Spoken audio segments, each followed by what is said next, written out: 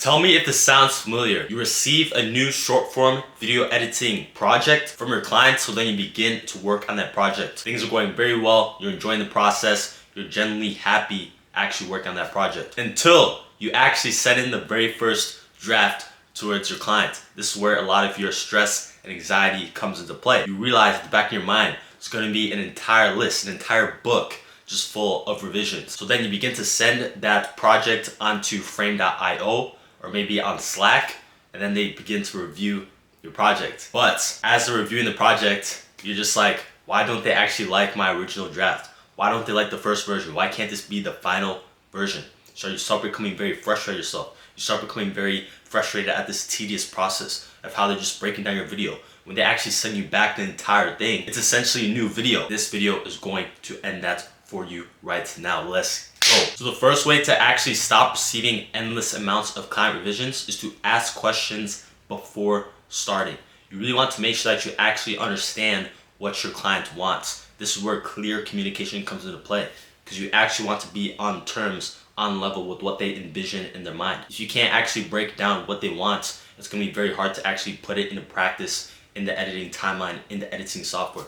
So you really want to keep in mind, ask questions before you start. These questions can be as simple as, what type of inspiration do you have for this video? What type of music do you want to use? How do you want this video cut? How do you want this video paced up? Really clarify to your client what they exactly want. Ask questions. Just make sure that they're necessary questions, not redundant questions, but just ask things that would actually matter to them. And then move on to step number 2. Explain why you made certain decisions or certain actions. This is very important, very crucial. Quite honestly, you're probably not doing this because you're probably a little too scared to actually voice your opinion, actually voice yourself. But the truth is, the client is working with you because you have more knowledge than them.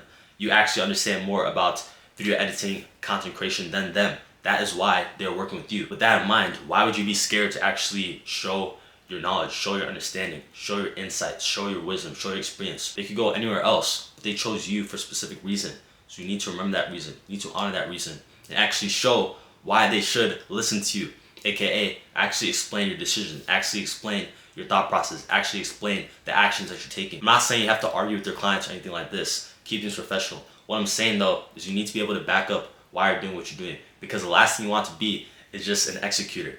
You want to be an idea person as well. You want to have these ideas and you want to execute on them. You actually want to be able to back them up. You don't just want to be someone that is literally just getting client revisions 24/7, but it's not even your video. You probably relate to that a lot. Like, you've gotten a lot of client revisions, but it doesn't even turn out to be your own edits. It doesn't even turn out to be your own video, because it's so many of these revisions, you have zero say in them. You just make them because they want them. Then you realize, okay, this is basically not my video. It's not the way I envisioned it. It's not the way I actually edited it. So what's the point? I might as well stop editing. Actually explain yourself and voice your opinion. Be rational about why you did certain things. I trust you, your clients will actually be open to hearing them. And the last thing you can do is to remember their feedback so you can apply it to the next video. This is crucial.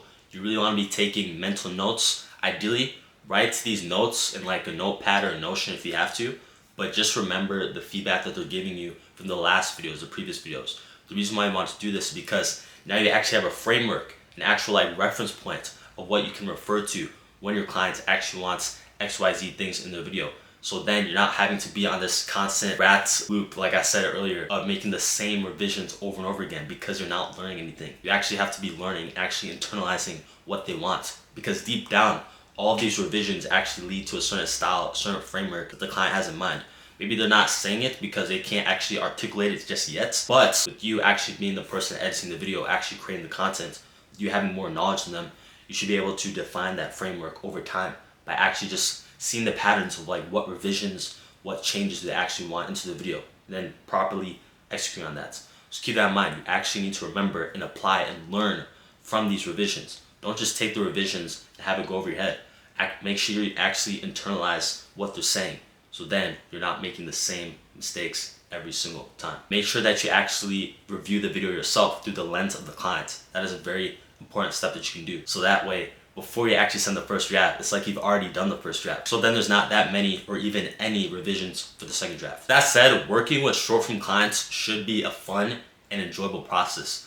But I know though that the revisions, they can become quite annoying, quite tedious. I've experienced it a lot in the past, and I honestly do wish I was applying these things I'm telling you right now, because in the past I was a little too like timid to voice these things, but now I'm more of that type of person that can take a stand for what I'm actually doing my work. Because you actually want to remember, it's your work. At the end of the day, they're going to you for a specific reason, so you need to show them, okay, this is the reason why you're coming to me, because it is my work in my style. It's not, oh, can you do this style that they see on YouTube? It's not, oh, can you try and copy this creator? No, it's who you're doing. It's your style. So you need to keep that in mind. Always keep that in mind with whoever you're working with. They are coming to you, therefore you need to actually do it the way you want to do it. Keep that in mind. This is how to avoid endless client supervisions for short form video editing. Hopefully you apply this. Let's go.